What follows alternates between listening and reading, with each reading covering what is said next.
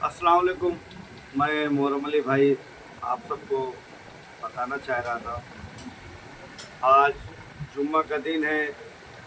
साल का आखिरी दिन चल रहा है, मतलब साल का आखिरी महीना हम सब के बीच जाने वाला है। तो कुछ चुनाव को लेके, इलेक्शन को लेके कुछ बात कहनी थी, संदेश ये पहुँचाना चाह रहा था। महाराष्ट्र के अंदर माशाल्लाह 83 सीट एम की आई हुई है। 83 सीट एम की आई हुई है। फिर महाराष्ट्र में और कुछ एरिया बाकी है, जगह बाकी है। फिर वो दूसरा, फिर यूपी में भी 26 तारीख में है।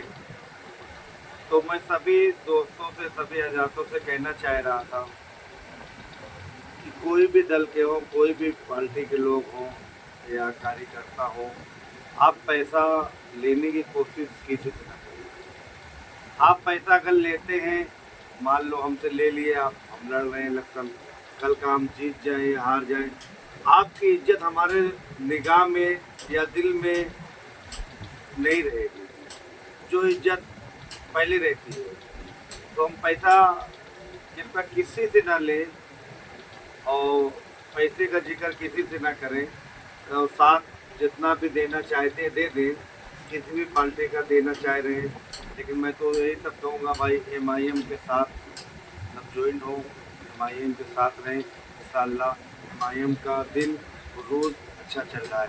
जैसे हम सब का दिन कमाई में, कारोबारों में दिन अच्छा चलता है, वैसे माशाअल्लाह हमारे अकबर साहब, असद साहब का दिन अच्छा चल रहा है। उसके साथ साथ में सारे मुसलमानों का साथ में है। और हिंदुस्तान के छोटे बड़े सबकी भी दुआएं एम के साथ है। एम तरक्की कर रही है। तो इसके लिए मैं कहना चाह रहा हूँ, तो कोई भी अगर हम अपना हक, अपना वजूद लेना चाहते हैं, और तो हमको अपने आप पे रहना पड़ेगा। अपने आप पे रहने का मतलब दूसरे के कंधे पे गोली रख के हम कब तक चलाएंगे? चला देंगे, आदमी मर जाएगा, जेल चले जाओगे, क्योंकि तुम्हारी ताकत है ही नहीं। तो हम ऐसी पार्टी से ना लड़ें जो हमारा साथ, हमारा व्यवहार न देख सके। अभी बहुत सारी चीज़ है, तिलाक का मामला देख लो, अभी मुस्लिम फैसला बोर्ड का देख लो, वक्फ बोर्ड का देख लीजिए। कितने सारे मुसलमान हैं, किसी की ताकत है बोलने का? कोई बोल के बता दे। अगर कोई एक ही मैदान में एक ही बंदा, एक ही शख्स है, असद साहब हैं, जो चिल्ला रहे हैं, जो आवाज़ दे रहे हैं मुसलमान एक हो जाओ, एक हो जाओ, फिर भी हमारी समझ में नहीं आ रहा है। हमारी ज़बान पे जो भी समझ में आता है उल्टा सीधे बोलते हैं, बीजेपी का टीम है, ये है। लेकिन अल्लाह ने चाहा आने वाला टाइम खाली महाराष्ट्र, हिंदुस्तान के अंदर बीजेपी रहेगी, एम रहेगी। क्योंकि बीजेपी के लोग कह चुके हैं कि हम 2050 के पहले नहीं जाएंगे। तो 2050 के पहले वो नहीं जाएंगे। उसके जाने के पहले क्या से क्या, नीचे से ऊपर तक का पूरे भारत के अंदर हो जाएगा, ये सबको सोच नहीं है। ये जो मुसलमान या जो हिंदुस्तानी के सोच में है, जो भारतीय के सोच में ये दिमाग में सोच आ रही है, वो एम को वोट देगा, वो एम को सपोर्ट कर रहा है। क्योंकि बीजेपी सारी चीज़ का नाम हटा दे रही है, कई मंदिर तोड़ जा रही है, कई गुरुद्वारा छीट दिया जा रहा है, कई मुसलमान की मस्जिद तोड़ दी जा रही है।